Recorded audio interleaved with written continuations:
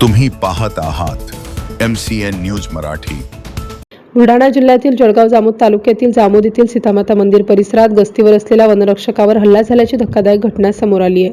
लाकूड घेऊन जाणाऱ्या व्यक्तीची चौकशी करत असताना वनरक्षकाला लाकडी चौपाटीने मारहाण करण्यात आली असून पुन्हा अडवल्यास जीवे मारण्याची धमकी दिल्याचा आरोप आहे।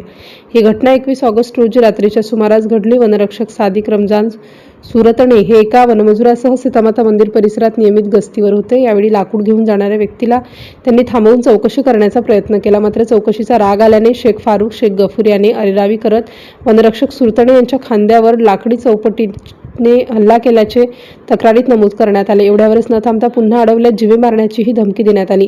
या प्रकरणी जळगाव जामोद पोलिसांनी FIR क्रमांक 0536/2026 नुसार आरोपी विरुद्ध BNS कलम 132, 115, 2, 352 आणि 351(3) अन्वये गुन्हा दाखल केला आहे। या घटनेचा पुढील तपास ठाणेदार सचिन बागुल यांच्या मार्गदर्शनाखाली हेड कॉन्स्टेबल इरफान शेख करीत आहेत। वन कर्मचाऱ्यांवर कर्तव्य बजावत असताना झालेल्या या हल्ल्यामुळे परिसरात खळबळ उडाली असून आरोपींविरुद्ध कठोर कारवाईची मागणी होत आहे।